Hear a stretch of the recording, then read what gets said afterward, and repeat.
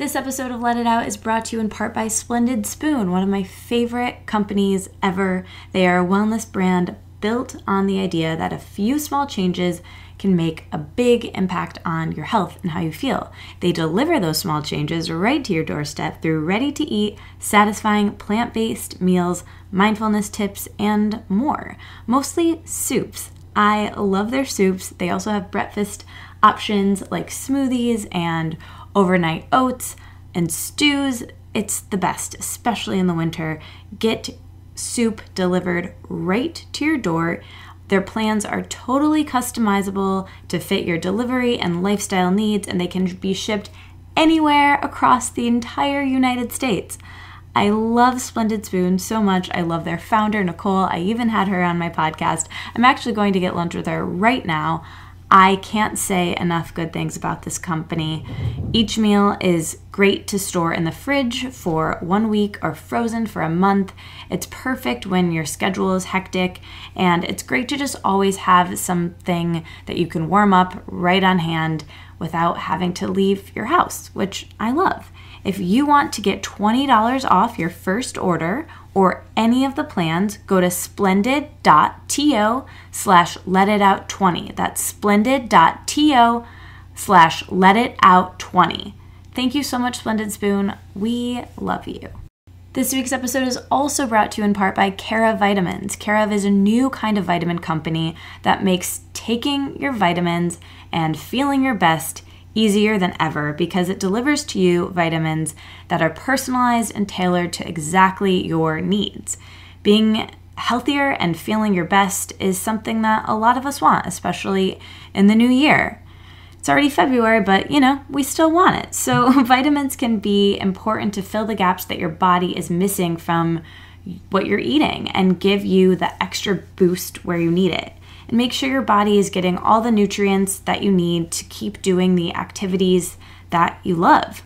All you do is you go to their website and you take a fun quiz that asks you questions about your diet, your health goals, your lifestyle choices, your sleep, your poop, and in minutes it recommends for you, based on clinical research and traditional medicine with input from doctors and nutritionists, exactly what your body needs.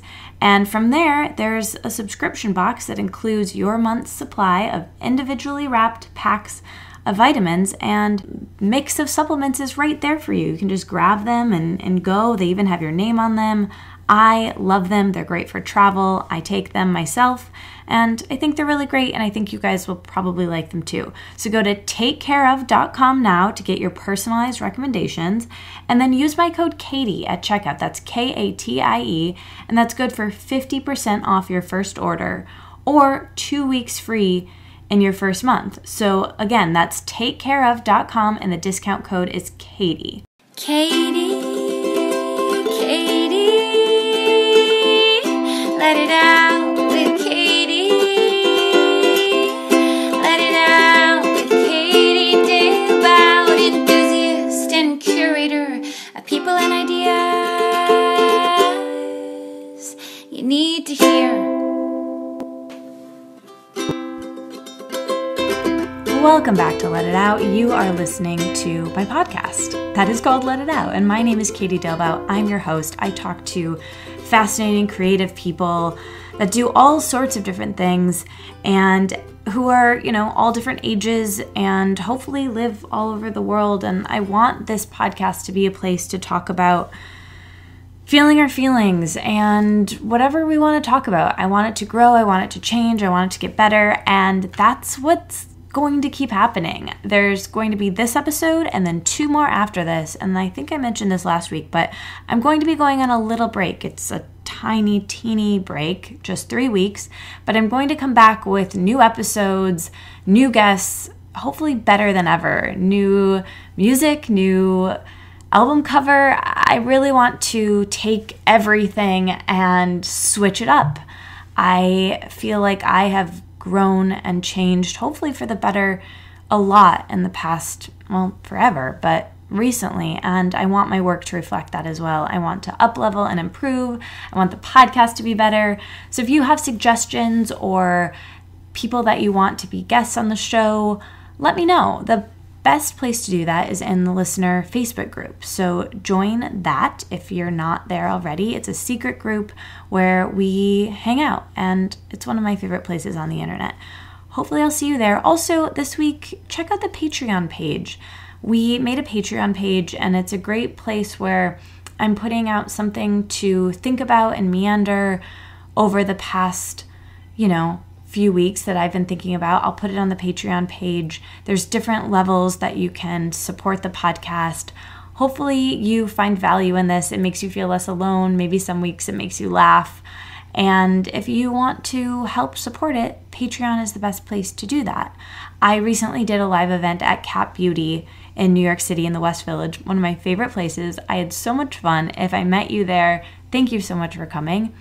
Anyway, there's a little worksheet I made for that. That's part of the giveaways in the Patreon community. So join that if you're not already.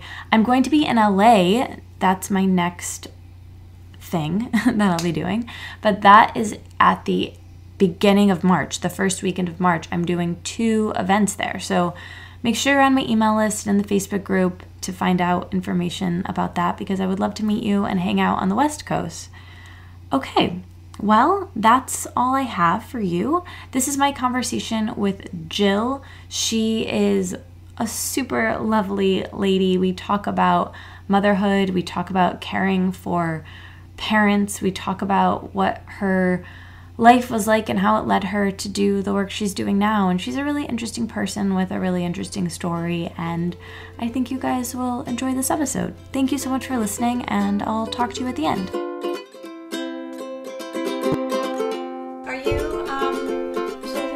Yeah. Oh, good. Okay. Yeah. No. At one point, I thought you were living with him. No, we never lived together. But when we started dating, I knew I was moving here. Yeah. So back in Michigan? Mm-hmm. Okay. Yeah, so we're long distance. But it's actually been good. Like, he's come to visit me like twice a month. Beautiful. And then we had a wedding in Hawaii this year and a wedding in Malibu. So we've had traveled together. Yeah. And then I went back for Thanksgiving, and I'm going back on Thursday. Okay. For a week, and then he's gonna fly back with me and stay for New Year's. Yeah, he's adorable. Thanks. And the two of you, when I see you together, it's just he's so cute, and you complement each other in such a pretty way. Gosh. It's like that. Yeah, and he loves what you love, and you love what he loves. Yeah, and also other things too. I mean, we're also super different. It's kind of I see. No, that's what I mean. I see that. It's like you have yours and he has his, but it's yeah, it's a good combination of Thank you for doing this, Jill. Oh, I'm so excited. So before we get more into your past and your future and what you have coming up, I've been really liking starting the podcast in the present. Yeah. So what have you been pondering or thinking about or realizing recently in the past week or day, even? What's been on your mind? Yeah, well, I'll tell you, it's no longer about us being in our community and just serving our community in the sense of wellness and health. And that's really, how I began my career in the health and, fitness and wellness industry. It's really become this global need for us all to come together now. And the last week or two, it's really been hitting home for me. I'm glad that you brought that up, because the present moment is really where I want to be today, and to be able to serve this next generation that's coming into play, that really have been affected by what's going on in the world. And holding the space for, my clients is something that I've been doing for the last few years, but holding the space, in essence, for everyone, right, on an energetic level, has been something that's come so natural for me, Katie, the last few weeks. It doesn't matter whether I'm working or not working. It's just become such a conscious habit to be kind and compassionate and just put the love and, that vibe out there, because I think the world needs it. Yeah. And, so I've just been kind of sitting with so much change that's been going on. Yeah. And processing it. I want to dig more into that. I feel like it's interesting because it's something that I think about a lot. It's something my therapist told me a long time ago, that I really struggle with being present. I'm a planner. I'm constantly thinking about the future or the past or what's going on. That's one reason why I really love doing this, because for the next 90 minutes I'm not on my phone and I am forced to be present, because if I start to zone out or think about something else or not listen, it ruins the episode and I sound silly, so it forces me. And there are very few things in life that force you into the present moment. And so how do you do that? How do you remind yourself? Have you always been good at that? Or, how do you, as Ram Dass says, be here now? Yeah.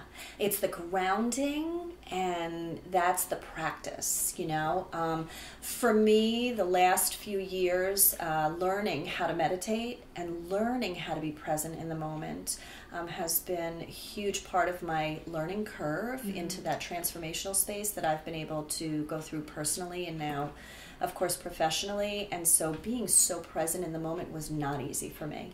And there was so much that, like you, I was in the past, I was in the future, my mind was going, I was raising my 2 kids, I had my career, I was always running my own business, so it wasn't like a moment to moment, it was kind of like a 24/7, but I really was able to manage it all. And I look back now that my kids are older, and I think, wow, now I look back, I've always been present, but my thoughts were telling me that I was going forward or back.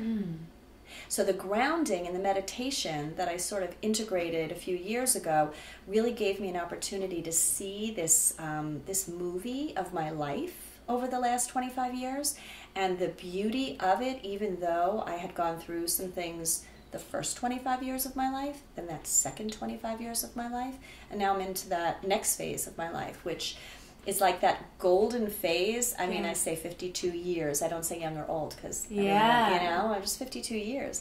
And so I began... You look amazing. Thank you, sweetie. You're so cute. I feel good. I really feel good.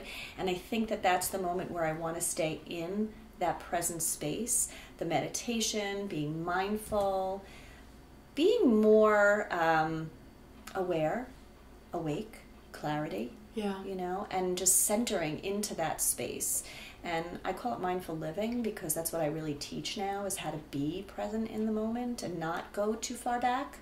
But if you do go back, that's an okay space to just witness without judgment. Or if you want to go forward, be in that forward space to just witness with no judgment, but really ground yourself in the moment, that present space. I really want to go back with you. Speaking of I want to not in the present.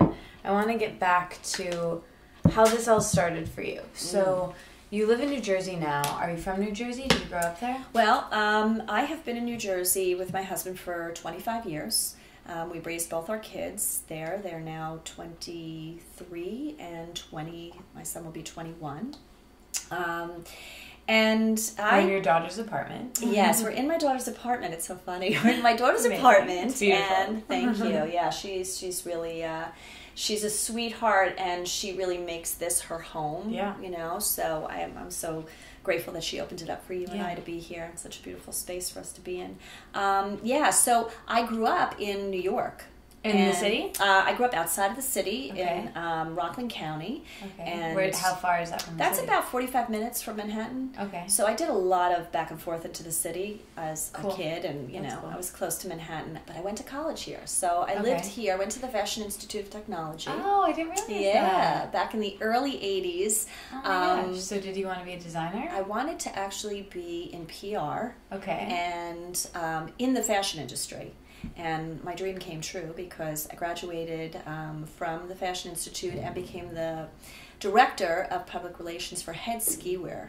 And they were a big company back in the 80s, And my husband and I stayed in the city. I met him through the business. He was at Ski Magazine while I was at Head Skiwear. So it was... Are you a big skier? We still are. I mean, my husband just loves to be in the snow, and it's getting colder and colder. The more I go up to that mountain, range, and I don't mind the cold, but I'm starting to ski a little bit smarter, not harder. Yeah. So I enjoy it now a little bit more than I used to. Yeah. Because I really pay attention to myself and be mindful of how I feel when I'm skiing. But yeah, I love the outdoors. I love nature. being in the city when I was that young and going to college here, that space and time for me was really pretty awesome. You know, I look back now, I see you, I see Jamie, my daughter, and a bunch of, you know, other people that I know that are just like in that space of living here in that urban, you know, atmosphere. Tell me more about that. Like, what were those years like for you? What are some of your best New York memories? Love. Well, I mean, back then we were all about the clubs, you know, and I was in PR. And where did you live in Manhattan? I lived down in Chelsea for a little bit, and then I was on the Upper West Side for a bit. And actually, you know, it's funny you asked, because I moved every year. I was in a different place. And when I was down at school, that's when I was living in Chelsea. Yeah. And I loved it. I had such incredible friends, and we just, the whole being of, like the fashion world, you know, back then was so different than what it is today. And it was just so Studio 54, and I was the 80s girl, you know, and and I used to go to Xenon, and I used to dance on the speakers, and just like, you know, it was amazing. Yeah, we did a lot of fun stuff. And then as things started to progress, I graduated from college, living in the city and going to work and having this incredible job where I was able to travel, and I was out in Aspen and Vail and dressing celebrities, for ski events. And, you know, those years were pretty incredible for me. Yeah. They were a lot of fun. We talk a lot about New York on the podcast. What was the hardest part of moving to New York and being in New York? Well, if I could go a little bit further back then, before I went to college, living in Rockland County, growing up in the suburbs, the dream was to be in New York. I wanted to go into the city and study here. A lot of my friends were going, you know, out west and to Michigan and Wisconsin and Indiana, and I decided I'm going to go to FIT. And, you know, so I moved into the city at a young age. I graduated, those 4 years I graduated, and then unfortunately my mom suffered a severe hemorrhage, and it was called an AVM. And so it was the kind of like the few months after I graduated, then my brother had left for University of Michigan, believe it or not, right, Katie? University of Michigan, and I had just graduated. Is it just, how many siblings do you have? Just my brother. My brother is 4 years younger than me. And so he left for Michigan, and I graduated, and about 2 weeks after my brother left for school, my mom had this unfortunate trauma that occurred. So life changed big time in that moment. And was she okay? She was. It's such a long story, but I'll briefly, I would love to just share it with you, because I think it does have a significant, you know, energy. This is what this podcast exactly is. Like we let it out, because if we don't, then we, you know, and for years I had been in a space of just accepting what had happened, but that's where I think my resiliency began. You know, it started at that moment to build the inner strength. But to really give you sort of like an idea of what happened, so I moved home, commuted into Manhattan. My mom was left paralyzed on the right side at the age of 44. Oh my gosh. She was left with a head injury. And she was also in a space of not really being able, because of the paralysis and the head injury, to really advocate for herself. So as her daughter, you know, and she... Were your parents still together? My parents were still together. And my parents divorced a few years later, but unrelated to my mother's paralysis and the head injury, she was diagnosed with breast cancer a year after.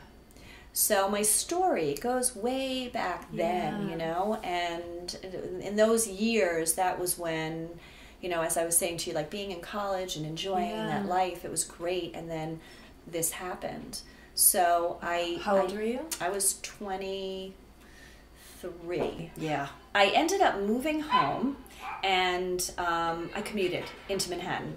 But my mother was hospitalized for quite a while through all of her rehabilitation. And so I would commute back and forth to be with her and then to be at work. And she really wanted me to stay in the city, but I knew that I had to move home. So it was a transitional time for me and a learning space for me. I write about it a lot in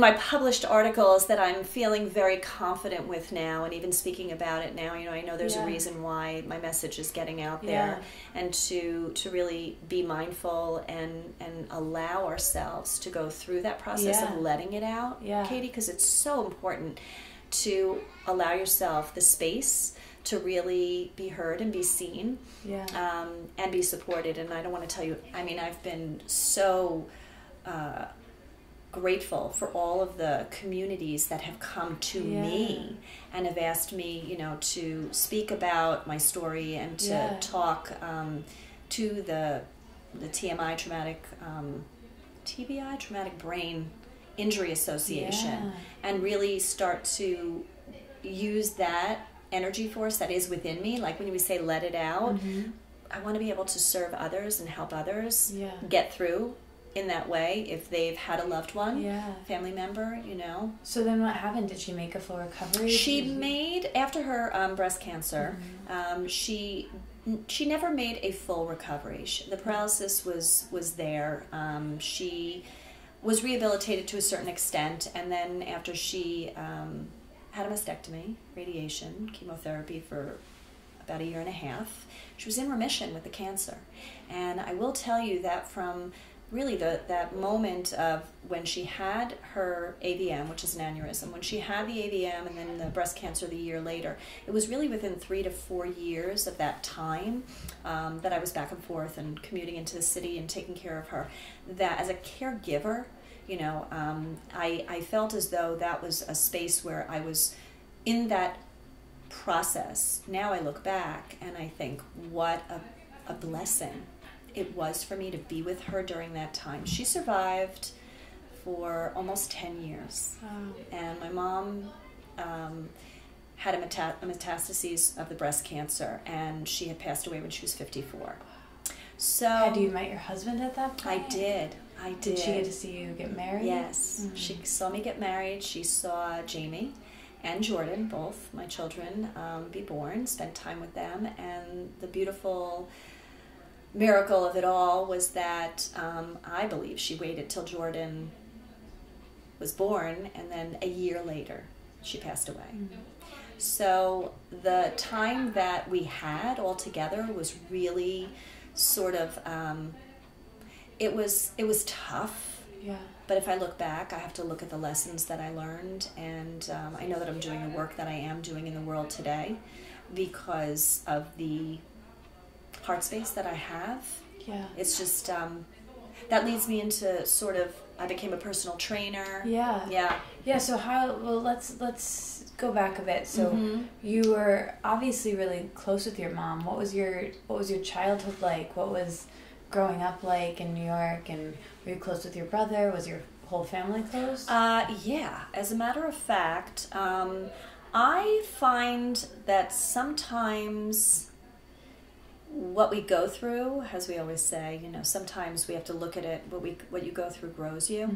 And my mom, we had a good childhood, but my mom wasn't really, I say, there were moments that I think after she had my brother, she suffered from postpartum depression for a while. And there's, some stuff that I look back when I was really young, and I'm trying to process that even, thinking that had nothing to do with the aneurysm, but as a mom, this woman was just the most loving, caring woman. And my brother and I were blessed to have parents that, loved us. But we all have stories, and when they come through, when you start to process them, especially as a mom now, I start to realize, there's trauma no matter what your childhood was like. That's mine. Do you know Lacey Phillips? I don't think I This know person, her.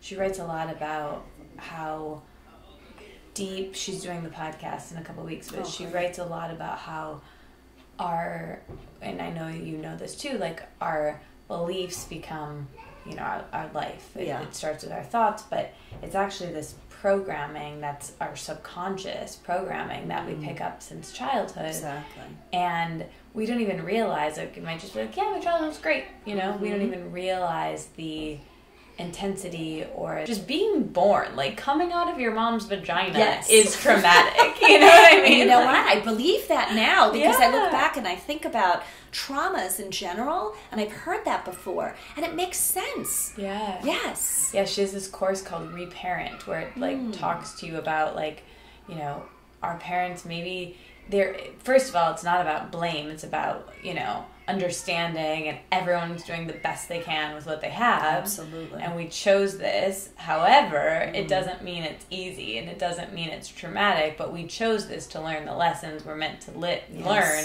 to do the work that we're supposed to do in the world and meet the people we're supposed to meet, blah, blah, blah. But it is, this is why I go back this far, because it impacts everything that we do. So and it's so, when you talk about it and we bring it up again, that's when I go into that space of, I know where I am, like in the present moment today, I know who I am, and I've processed so much of it, so it's easier for me to talk about now. But when you're going through something, right, it's just so, that's when, what I love about, your book and your podcast is, you find ways to let it out. Back then, I was journaling. I was in therapy. I was with support groups with, family members that had traumatic brain injury. And it really makes sense. So wait, it's so funny that this little girl is in the hall, right? Because we're talking about being a child. I know that the universe works in beautiful ways, right? Yeah. But that's like we planted this. Totally. It's so funny. And the giggling and everything, that's the joy of being a child, right? Yeah, it's sound effect. I planted. So, right. This is real, my friends. Katie and I, this is completely... Can't make this stuff up. No. So we have to honor this little girl that's running up and down the, the hall. But I also want to say that that's the way, I was as a child. And so processing all of this now and being able to speak about it, even with you now, it feels really good because I can honor where I was and I honor where I am. Yeah. What did you want to be? What kind of kid were you? What did you want to be when you grew up? Oh gosh, that's a good question. What did I want to be? Well, I wanted to be like my mom because she came from the heart. Everything was just so much love. Did she stay home with you guys? What did she do? She stayed home while my brother and I were little, and my father had a salon, a beauty salon, yes. Yeah. And did he do hair? He did hair. He's a hairstylist. Yeah, he's now retired, and my mom ran the business with him. Wow. So we were always in that. Back then it was you get your nails done on the weekends, and now you have nail places, but everything was in one place. So you get your nails done, and you have your hair done. And my mom and dad ran the business for many, many years, and my brother and I, being 4 years apart, very close. I was always like the mama type to my brother, always nurturing, always being. I see my daughter being that way with my son as well. And how far apart are they? My children are 3 years apart. Okay, similar. Yeah, and that connected bond, that a lot of siblings, they grow into that. I just think that there's always been a beautiful connection and a bond between my brother and I, and I see it with my own children. Yeah. So you're growing up in New Jersey, you go away to school, this traumatic thing happens with your mom and with your parents, and you're commuting. At that point, you're dating your husband when this begins? I'll tell you. How did you guys meet? Oh, it's a great question, Katie, because I've been thinking about that after being married for 25 years now. Congrats. Right? Yeah, thanks. Is that gold? I think, is it gold or silver? I think it's silver. Silver. 25 silver, okay. Yeah. Jeff and I met while I was working at Head Sportswear, and he was the sales director at Ski Magazine, and he would bring his clients up to my showroom, and we would chat and this and that, and I was very preoccupied with going back and forth, home. I was really, those years were stressful for me, with the commute and so he met you in the midst of that. He did. He did. And I had dated a bit, you know, prior to that, but there was a time at that point, actually, when I moved back into the city, and it made it easier for me to, at one point my mom had said to me, you gotta go back into the city. I want you to do that. That was at that time when my parents had separated and then divorced. Was that hard for you? It was real hard. Yeah. And we had found a really great place for my mom, and a facility that could take care of her, and also where she could be with people of her own age, you know, that needed care. Yeah. And so, at that point, I moved back into the city. Jeff and I started dating, and that's when I think I gave myself the opportunity to open my heart to receive. Yeah. You know, because it had been closed for so long. Yeah. So, Jeff and I started dating, and I think that was the moment that, it's so funny. I say that, like, the angel came down to save me. Yeah. But I think it went both ways. I was there to save him in his own way. Where is he from? So he's from Teaneck, New Jersey. Okay. Yeah. And so how was that on your relationship? You going through what you were going through? Was he did he understand right off the bat? Was that he was very supportive. Mm-hmm. He really was. He was. It was really, everything was at my own pace. You know, I wouldn't necessarily say that, you know, I brought him into my family. I wanted him to meet everybody. It was really about he and I. Mm-hmm. And I think that was the first time that I actually was able to detach from the fact that I was the caregiver to my mom, and that it's a lot of pressure. A lot of pressure. And at such a young age, you know. My brother had gone back to school. He went back to University of Michigan. He finished up that was his freshman year. So he had finished up, and then I think it was 3 years later, you know, that we had put my mom into this facility, and we knew she was taken care of, and Mitchell could go back to school and, you know, and finish up. So that's when I moved back into the city, and it was good for my relation. My relationship was good for me, and Jeff was really just a super nurturer. Yeah, you know. Did you know that he was the one you wanted to be with? Did you know this was your person? When did you know that? It's funny. I found him very attractive, but I thought that he was married. And I thought to myself, oh, this guy is totally, you know, he's done, he's taken, and blah, blah, blah. And I was young. He's 6 years older than me. Okay. So, when he came to the showroom, I was like, you know, he's really cute, but I'm sure he's married. And I was actually dating someone who I was kind of like, you know, into, but not really. And things weren't really working out. And, and I would talk about the boyfriend with him, you know, and it would just be like, oh, the boyfriend. Meanwhile, he had no girlfriend, and I was really not into, you know, that boyfriend. And so, to come full circle, I kind of knew that he was the type of guy that I deserve.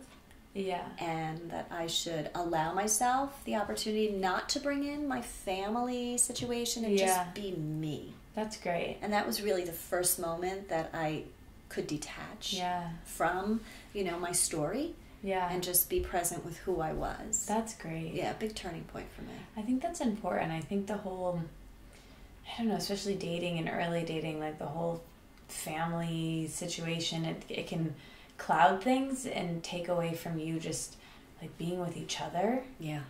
Which is, you know, you'll figure that stuff out later or you won't. Right. But like it doesn't matter, and maybe they won't be part of your life every day, where like the everyday is just you and that person. Yes. And to know that that's the relationship is between those two people. Exactly. And the family, you know, dynamics sort of have that ripple effect, you know, if you can feel the vibe with the partner, and then you have that foundation, you know, that's when I felt comfortable enough to say, I'm going to introduce you to my parents now, and he was going to introduce me to his parents. And that was also a comfort level for me, that I could do that, take care of me first. Back then I didn't realize it, but I know that was a gift I gave myself. Yeah. So somewhere in there, you end up getting married and then switching careers and then moving out of the city together. So bring us up to when you started to get into personal training, and how did this all happen? Well, that was my moment. When my mom had gotten sick, I started to realize that being in the fashion world, which I loved the excitement. It was amazing. And I think about it now, and I kind of look at the path that I've been on, and I feel like up to this present moment now, which we could talk about a little later, but stripping layers, you know, taking a layer off, taking this space off. And so fashion was that first space, you know, graduate of FIT, working in the fashion world, PR, having fun, exciting.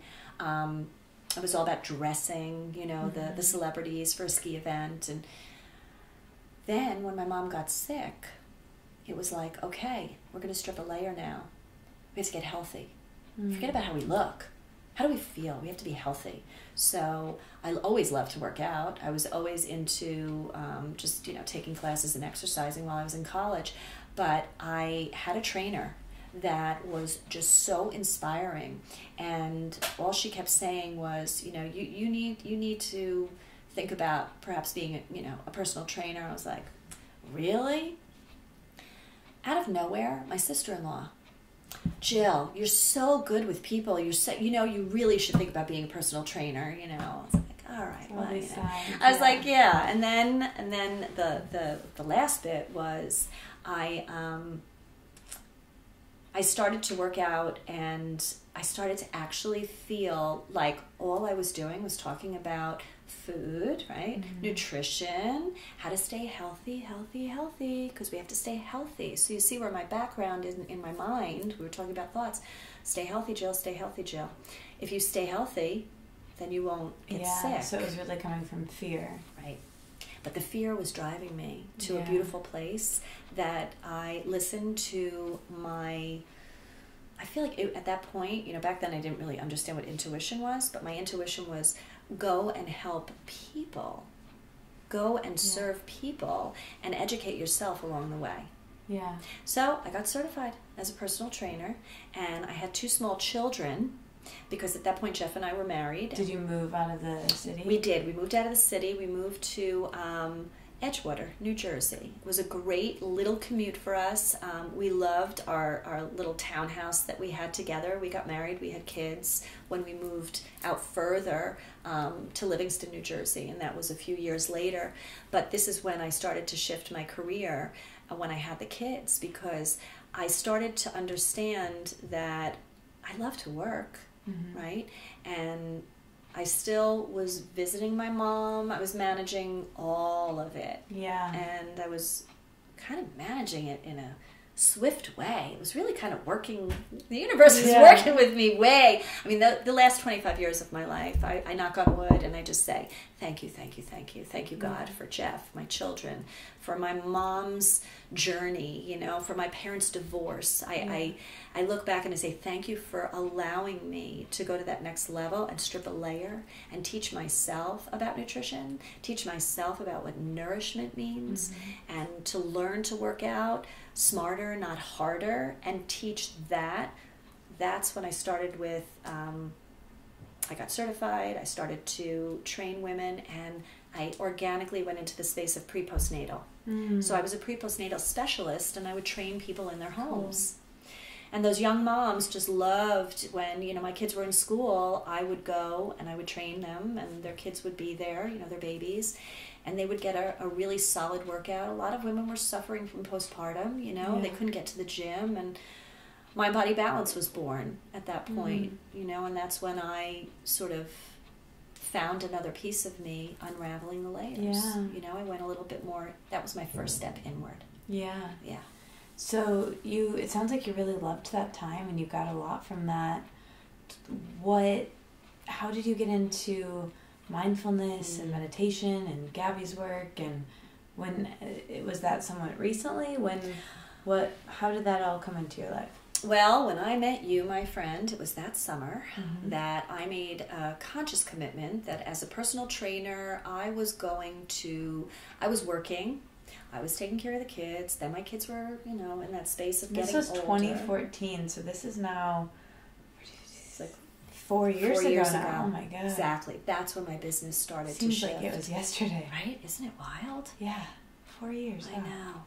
And I think about the whole, that summer was really a big shift for me. I can't remember. My daughter must have left for college. It was like a year before Michigan State. Yes, remember? Yeah.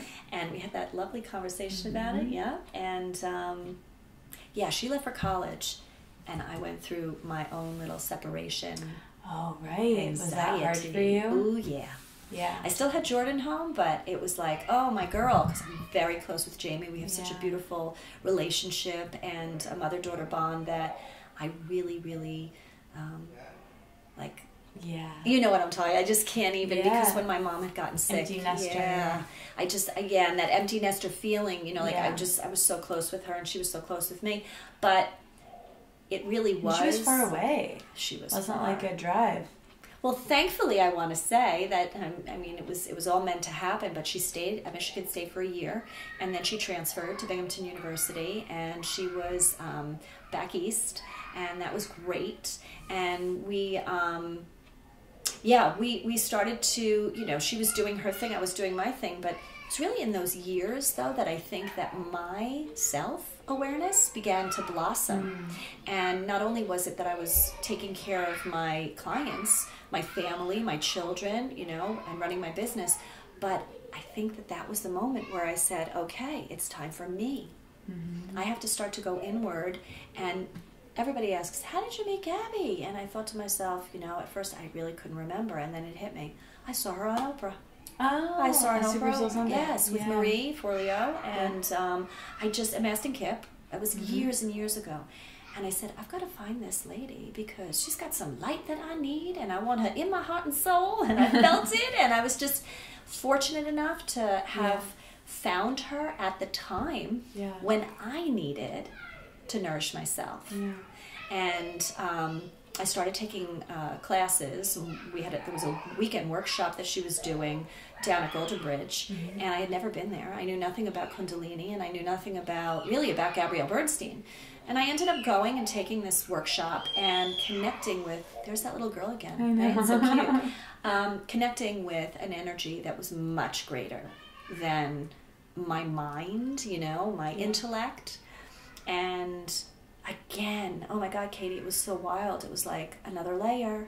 And so I was stripping a layer, but what really was happening was that I was diving back in to the source of who I was, because the caretaker, the caregiver, the nurturer, the mama that I was had become the identity. You know, and I loved holding on to that identity. I can honor that now. It was good for me. But there was a moment where I had to become my own caregiver. Yeah, you had to strip the layer and figure out who you were. And we make these identities. I've done the same thing. You know, I haven't lived as many years, but I feel like in your 20s, especially, you're changing so quickly. Oh, yeah. And I've had to take away things that have been my identity, like being, you know, the person who's really into wellness, or the person who's, you know, for you, the mom, the fashion, the, you know, trainer, the wellness person, and the wife, whatever it is, and they're just masks that you're wearing. And when you can strip them all off, then you're only left with yourself, and that puts the mirror up in your face, and that's scary. Yeah. And you've transitioned to this new phase of life. It's really inspiring. Yeah, thanks. It feels good now, you know, in the process when you're doing it, there's that guilt. Oh my God. And it's uncomfortable. Change is uncomfortable. Totally. I couldn't imagine, you know, that's where, I mean, when we talk about mindfulness, I brought in the principles that were lacking in my own self, you know, the practice. Where was I in the moment of when Jamie left for school and Jordan was getting ready to go to college, and, you know, my husband's career was changing, and, you know, my career was shifting. You know, I ran a beautiful business for 15 years and continue now, but in it's a transitional space that I went from that to that. So I incorporated all the tools, and I started, that Gabby taught us, you know, and I started to really dive a little deeper into my own mindful path. You know, we call it a spiritual journey, but I really look at it, I connected with source, you know, the source energy that was in me that wanted so desperately to take my business to another level. But what did that mean? you know, and my clients I had retained for 8 years, 9 years. I was with some clients that, you know, went from training them twice a week to all of a sudden being their meditation teacher, and currently still, Really so I had to first sit in that space, go on retreats, and really honor my own sacred time with myself, and be surrounded by like-minded women, and, you know, meet people like you and people in our community that really do make a conscious effort to nurture themselves in a way, but we all remind each other constantly to do that. I mean, you've introduced me to beautiful people. I've introduced you to beautiful people, and it's sort of like it has a ripple effect. You know, energy attracts energy. Yeah. So when you decided to make the transition to, you know, you found Gabby, you're meditating, you're doing yoga. I know you're close with Elena Brower, and you know, you were very into yoga, and you're shifting, you know, what you're focused on yourself. When did you decide you wanted to shift your business, and what was that like, and, you know, what are you doing now with it? Yeah. Oh, that was it was a miracle. It really was. And the magic just, it happened. I use those two words a lot because I believe in it now. I see that when I let go, and I allowed myself to just be guided into a space where my teachers could nurture me. And those were the moments where I could really do my own personal inner work. And then it had a absolute ripple effect. This is where the magic happened. That I organically and naturally just became my truest self in anything I was doing with my business. And I allowed Elena to come into my heart space when I was at ABC Carpet for, 2 years straight. Just every Saturday I made a commitment with conviction, and she was my teacher and I was her student. And I would really lay on the mat in the end and allow her to take me. She would guide me inward.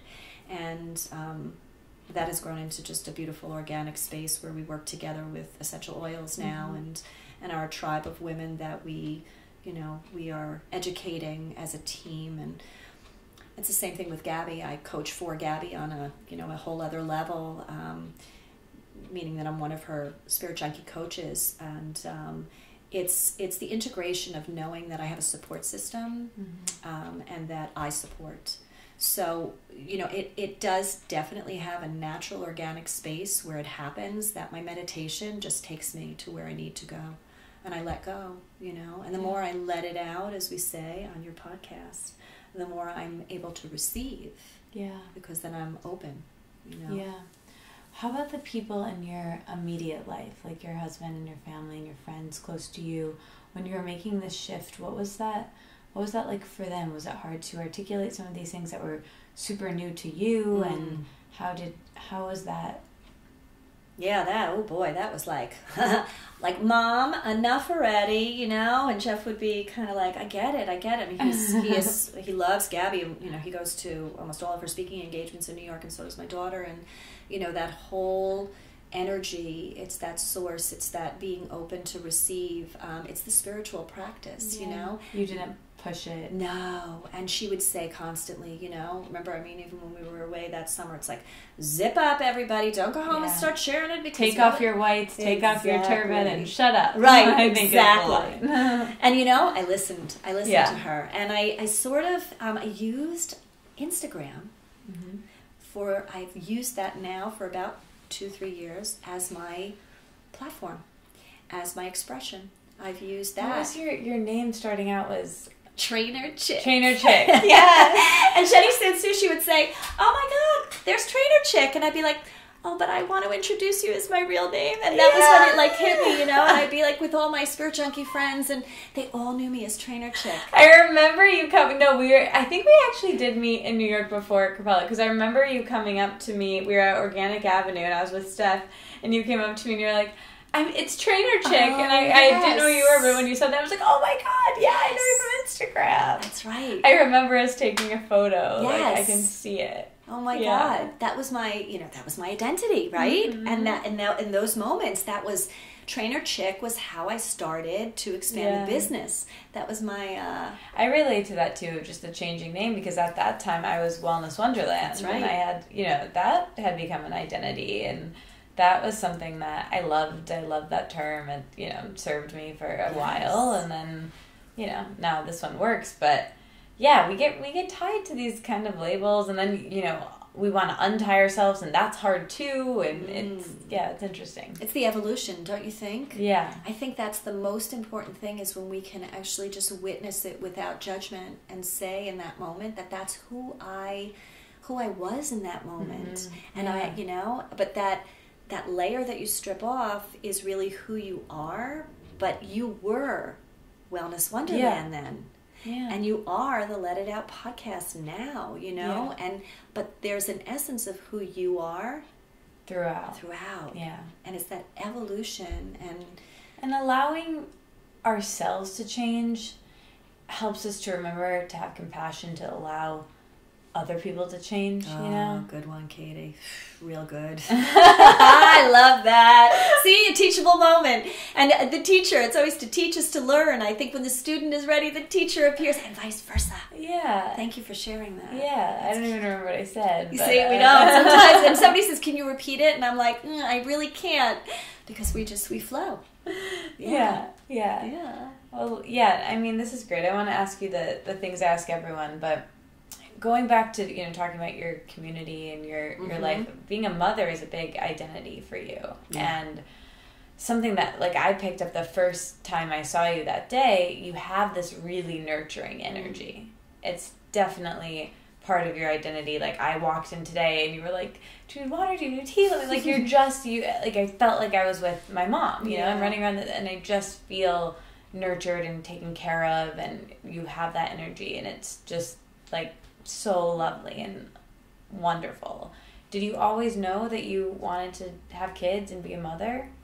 Yeah, I did. I think that you were motherly to your brother, but yes. Did you knew that from a young age? Yeah. I think from the moment I was a little girl, it was all about playing house. It was all about the little babies and the dolls, and just being that that nurturing mother. Yeah.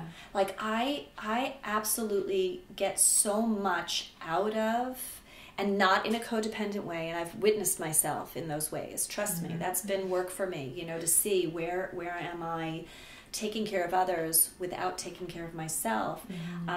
But the adjustment in that moment to really witness who I am and really honor who I am in that moment.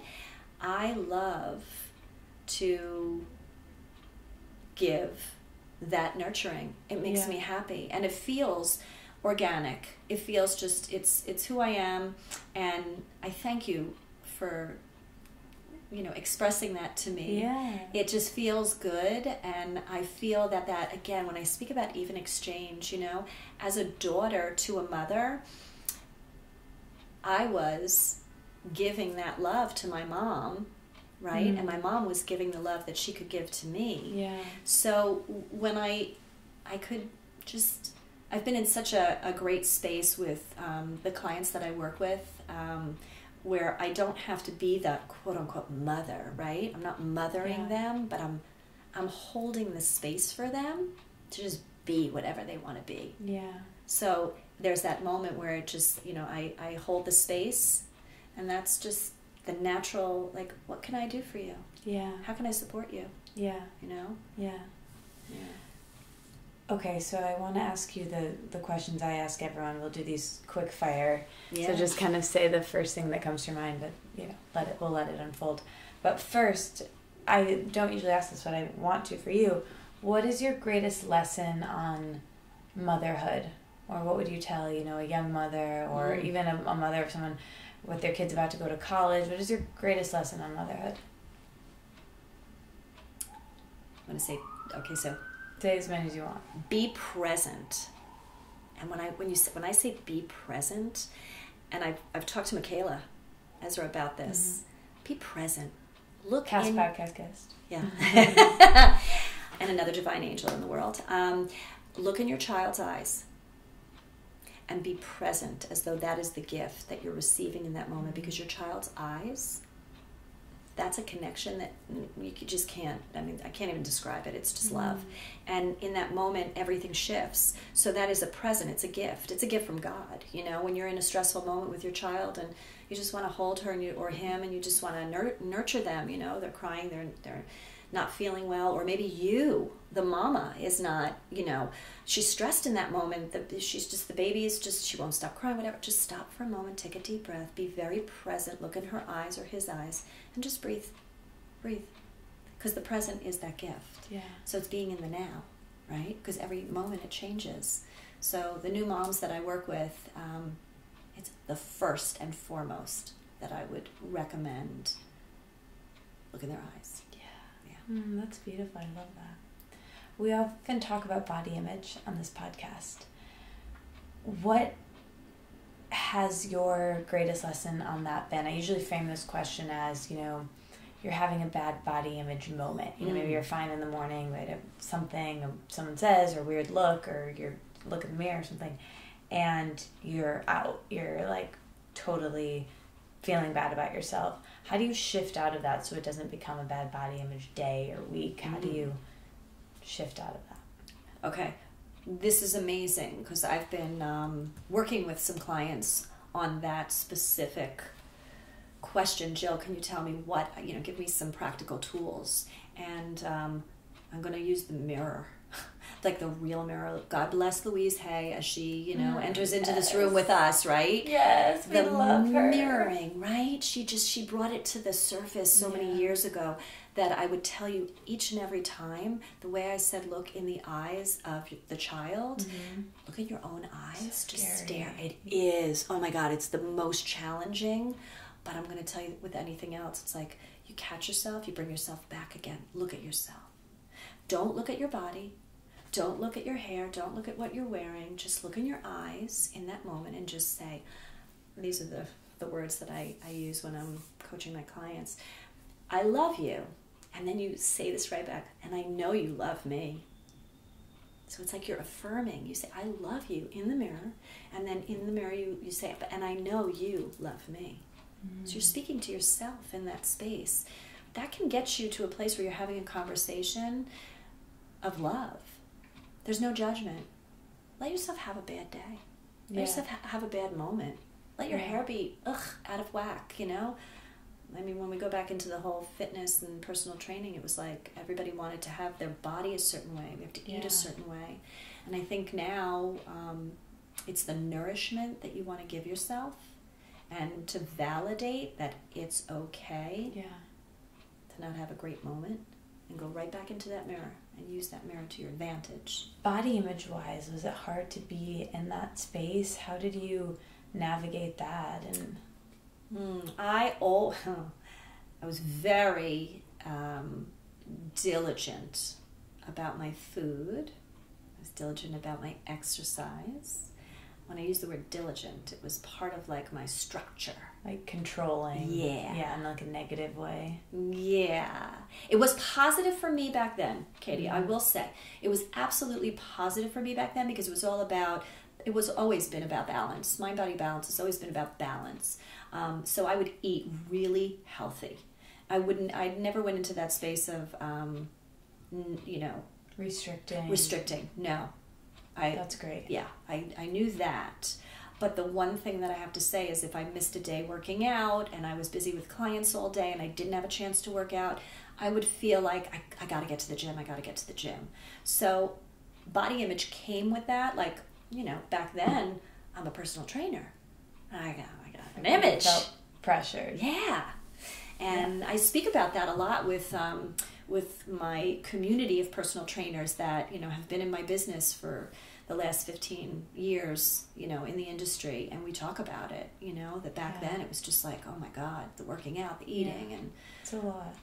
Structure. And it can take away from being present and living your life and being able to, you know, we have so few sensory pleasures in this world to deny ourselves some for, you know, those extra 5 pounds are, you know, your wedding cake or a trip to Paris, and you don't want to be sitting on your hands and missing these moments. Oh gosh. Yeah. That makes such beautiful sense when you can speak it and have those conversations. the sensory, like the feeling. How does it Yeah. feel to eat something that tastes so good, you know? And to allow yourself an opportunity to be in that present moment with a wedding cake. And I've had these conversations with some of my clients around food and nourishment and and the body image, just, you know, that's like, again, that's the underlayer. Yeah. Like, you know, the judgment of oneself. Well, speaking of women, we often talk about feminism and the time that we're in right now with women and everything that's happening. How, as someone who has had their own business and just being a woman in the world, how do you look at yourself as a feminist, as a person who, you know, is a mother and doing a million things? How do you act your own feminism in your life? Well, I embrace my divine feminine now in a way that I never thought I could, right? Because it was more about the intellect, and I think my divine intelligence over my ego mind, you know, where I go deep inside my soul and my heart and I just sit there. The divine feminine in me allows myself the grace and the ease of having this clarity beneath any of the doubt now, you know?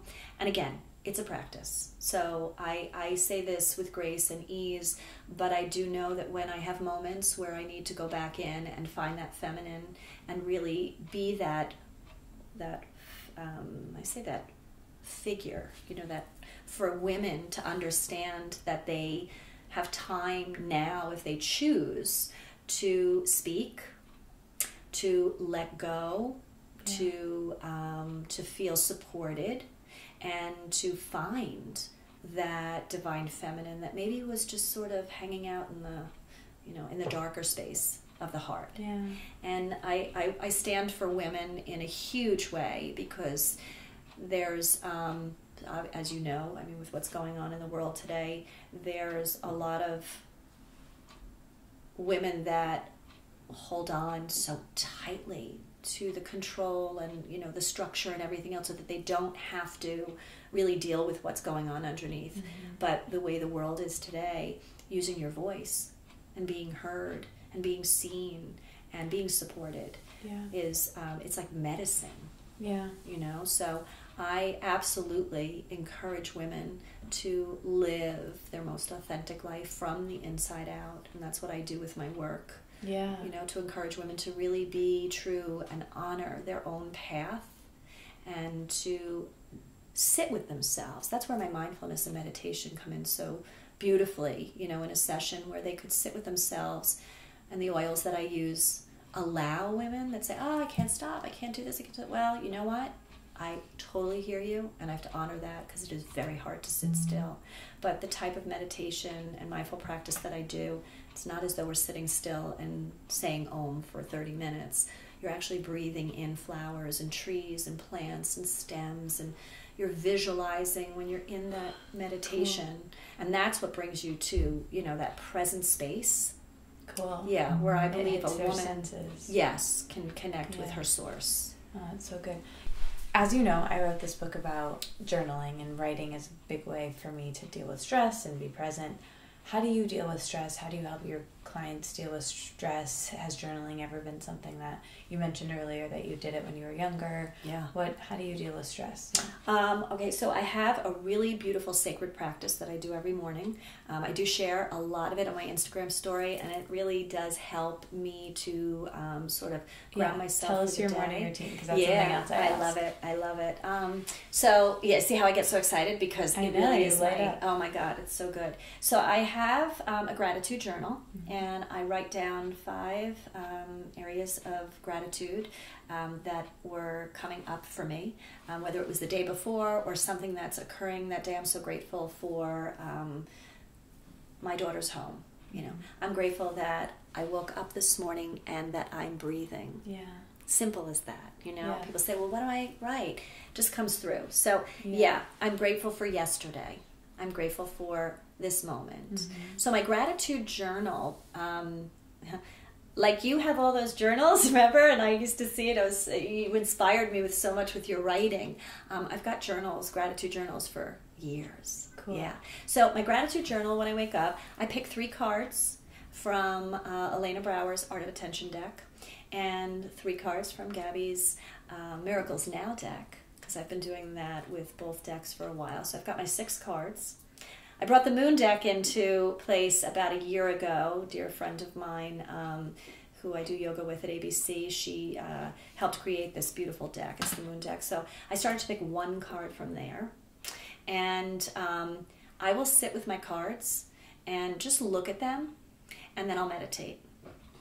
Meditating for me in that morning ritual is I have my coffee with me.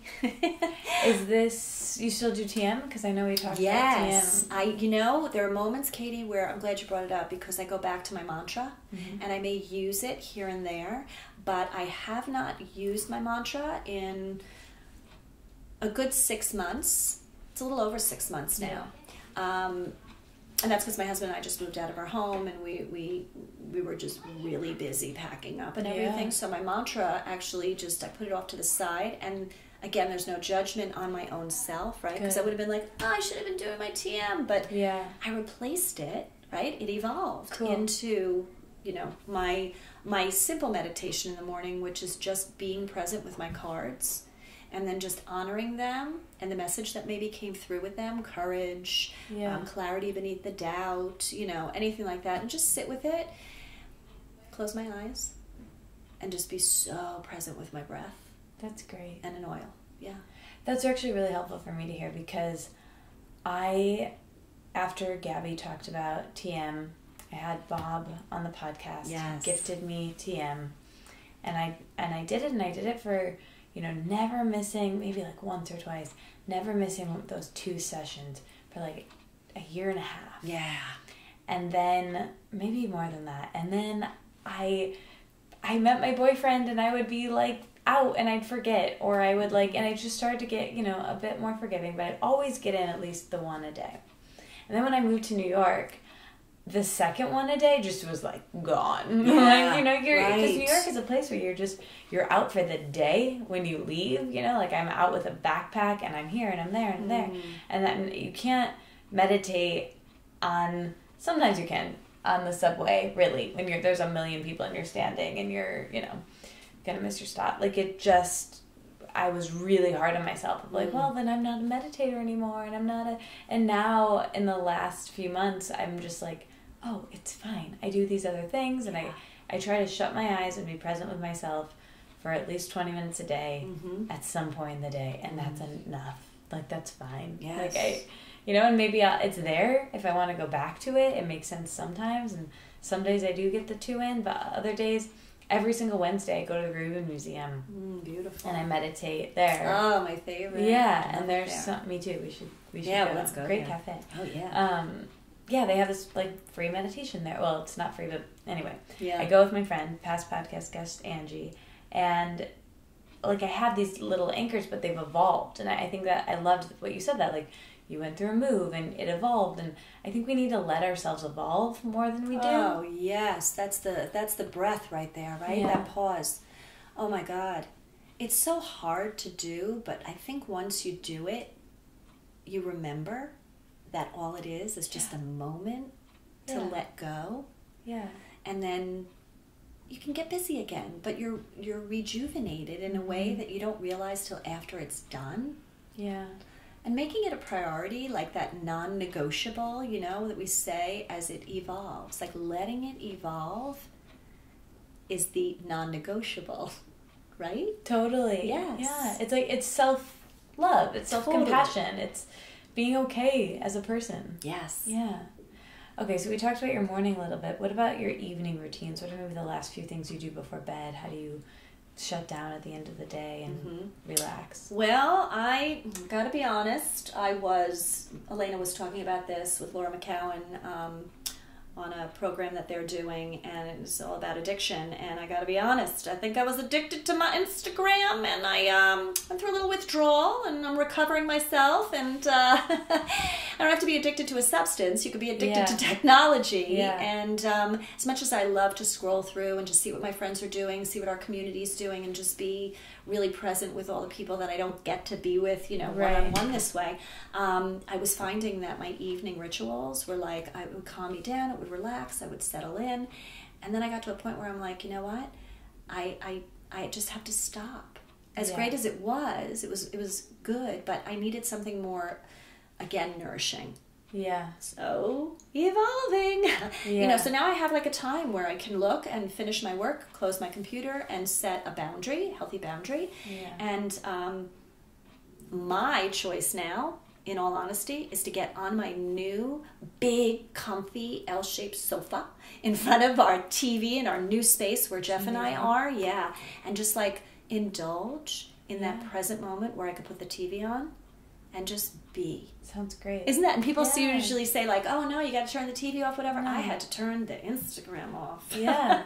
Just Well, for those me, moments. it's the double screening, you know, like then you're not present with your TV because you're kind of on your phone, you're kind of texting, and it's like, just, that's why going to a movie, that's why people go to a movie, you know? Totally. And my Yeah. daughter, she is one to pull me, like when I'm in the city with her or she's home, she'll be the first. We're like little twinsies in the sense that it could go to a movie like every night. We love movies. And she really does pull me in that direction. Like, Have Mom, you let's guys go to a seen movie. Lady Bird yet? No, I think You she have saw to it. see it. It's so good, and it's really a love story of a mother and daughter. Like, it's so good. I think she saw it and she said she wants to see it again with me. Yeah, Okay. it's so good. Oh, thanks You'll for love that. it. Yeah, no, it's so good. Okay, so these ones are quicker, so just kind of, they get harder as I go, so I'll warm you up with it. Favorite color? Pink. Favorite day of the week? Monday. Hour of the day? 6:30 a.m. Greatest lesson on relationships? Being married for 25 years. This is so easy. Oh God, be present with that moment. Just that moment that you're in. Be present with it. Don't go back. And don't look too far ahead. Just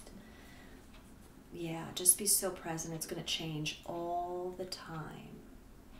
In beautiful ways, in rocky ways, in magical ways. So just, slowly be present.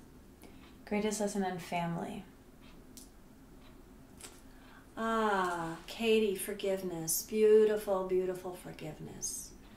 And love. Forgive and love. Greatest lesson on spirituality, God, what do you think happens when we die? All of that. I believe now, because I've connected to it. It's not even a question. For me, only me. It's my sacred space. I've connected with spirit in many, many ways. I've had beautiful signs given to me when I needed them the most. I've connected with my mom in some magical ways. I have some other family members that have passed, and I just feel very connected. I have a client who was very young, and she passed away, and she's with me quite a bit, you know, guiding me. And I tap into that, you know, through my meditation, and just when I least expect, I get a sign showing me. I'm like, you're going to laugh. Wait. And her name is Kate. And we called her Katie. Oh my God, that just came through in this moment. Wow. Yeah. So she's a great guiding force for me, and a tremendous amount of love. And What do you think happens when we die? I think our physical bodies are done. I think they've paid their dues and they've done their thing, and they've given us a beautiful vessel, right, to hold us in, and we have to honor that. Hard on the journey, but we have to honor that. And when we pass, our soul, energetic force, just lifts. It's like a levitation, and we'll just go out into the air and the universe, and wherever it goes. I don't necessarily know for any kind of fact or being that if I believe, quote unquote, in the afterlife, and when we get really spiritually deep, and then we go into these fear-based beliefs, and then, you know, that's a whole other podcast. But it's that moment of grace that I feel connected to source, and that truly, maybe not the physical being that I can touch, but I can absolutely sit with the spirit. Yeah. feel a sense of comfort. Cool. Yeah. What's the best thing you've eaten in the last week? Oh, I had a really amazing bowl of pasta last night at this great little tiny Italian restaurant with my husband and this other couple, and we had some really nice Pinot Noir. And I like eating pasta and like having like, especially with the weather the way it is, to like really feel indulgent in my food, but I don't think about my food the way I used to, and I love the fact that I can be in it. So my favorite meal was last night. So delicious. So good. What is your favorite part of your life right now? What are you most excited about?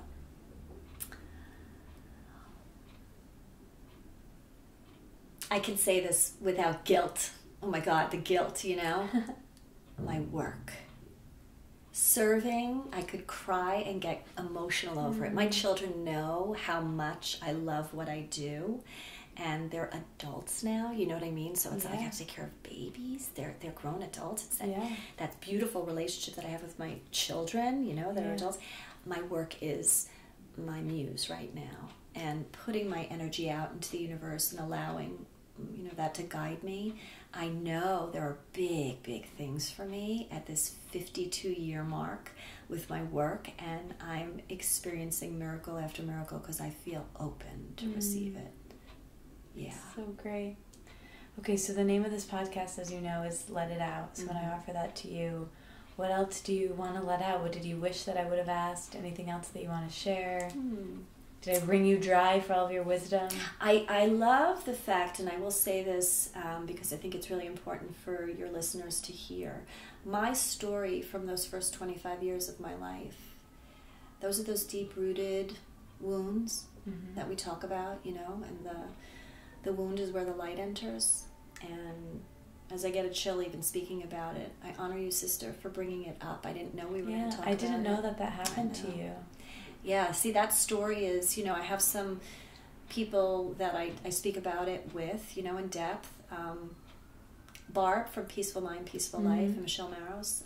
They're two, mother and daughter, you know. Yeah, they're great. And it was really one year that we were at Kripalu that I really just let it all out with them. And it was a magical moment that they held a space for me, and they do such beautiful work in the world. And I feel honored that I can have that mom-daughter, you know, and they know Jamie and I, and it's just that space of us knowing that we can all heal if we give ourselves the moments when they're ready.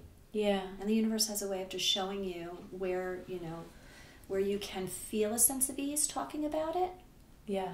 And not have to just start. Like for me, I didn't want to publish it all yet. I've done a few, you know, writings on it, and I think that it's coming to a place where I'm going to be sharing more. Yeah. Traumatic brain injury is a very complex, you know, space to be in the brain, as we all know, right? How much have we researched that one? So I honor you for bringing that to the podcast and for me to share. I'm proud of you for sharing it. It's interesting. My mom lost her mom, so my grandma died a couple of years ago. I remember when your grandma passed away. I think it's funny too, because I remember telling Gabby, like, I don't think I'm going to be able to go to Spirit Junkie Masterclass because my grandma's going to die, and she ended up dying a couple of months later. But my mom, you know, like, just watching her go through that and see, it's different losing a grandparent. You're removed from it, even though, you know, my grandma was great, but to me I was just like, she's really old, she's really sick, she lived a great life. But to my mom, it was a totally different experience. And, you know, I haven't lost a parent, so I don't know what that's like, but I think it's, you know, so many people who listen to this podcast have gone through that or will go through it. We all will go through that, I guess, hopefully, unless we go first. Anyway, so I think it's good to talk about, and I'm glad we did. Me too. And I'm so glad that you and I, we have such an open space to speak about these things and really to let it out. Yes. Yeah. Thank you so much for doing this. You're welcome. Do you feel good? I feel amazing. Yeah. Thank you, love. All right, that was my episode with Jill. I hope you enjoyed it. And again, I'm really grateful that you are listening and still listening now. I love doing this podcast. It's one of my favorite things that I ever have decided to do, and I can't wait for it to grow and change and evolve in the next year and hopefully forever. Who knows? Podcasts, well, they will be in the future. I just watched the Black Mirror episode about social media, which was crazy. Maybe podcasts will just be in our ears all the time. That would be weird. Okay, well, if you're still listening right now, the emoji for this week's episode is the smiley face. Let's just do that. Yeah, I don't think we've ever done that before. Not the laugh, not the, one with the mouth open, just, your average run-of-the-mill smiley face. Okay? All right. I'll talk to you guys next week. Bye. This episode of Let It Out is brought to you in part by Splendid Spoon, one of my favorite companies ever. They are a wellness brand built on the idea that a few small changes can make a big impact on your health and how you feel. They deliver those small changes right to your doorstep through ready-to-eat, satisfying plant-based meals, mindfulness tips, and more. Mostly soups. I love their soups. They also have breakfast options like smoothies and overnight oats and stews. It's the best, especially in the winter. Get soup delivered right to your door. Their plans are totally customizable to fit your delivery and lifestyle needs, and they can be shipped anywhere across the entire United States. I can't say enough good things about this company. Each meal is great to store in the fridge for 1 week or frozen for a month. It's perfect when your schedule is hectic, and it's great to just always have something that you can warm up right on hand without having to leave your house, which I love. If you want to get $20 off your first order or any of the plans, go to splendid.to/letitout20. That's splendid.to/letitout20. Thank you so much, Splendid Spoon. We love you. This week's episode is also brought to you in part by Cara Vitamins. Cara is a new kind of vitamin company that makes taking your vitamins and feeling your best easier than ever because it delivers to you vitamins that are personalized and tailored to exactly your needs. Being healthier and feeling your best is something that a lot of us want, especially in the new year. It's already February, but we still want it. So vitamins can be important to fill the gaps that your body is missing from what you're eating and give you the extra boost where you need it. And make sure your body is getting all the nutrients that you need to keep doing the activities that you love. All you do is you go to their website and you take a fun quiz that asks you questions about your diet, your health goals, your lifestyle choices, your sleep, your poop, and in minutes it recommends for you based on clinical research and traditional medicine with input from doctors and nutritionists exactly what your body needs. And from there, there's a subscription box that includes your month's supply of individually wrapped packs of vitamins, and mix of supplements is right there for you. You can just grab them and go. They even have your name on them. I love them. They're great for travel. I take them myself, and I think they're really great, and I think you guys will probably like them too. So go to takecareof.com now to get your personalized recommendations, and then use my code Katie at checkout. That's KATIE, and that's good for 50% off your first order or 2 weeks free in your first month. So again, that's takecareof.com and the discount code is Katie.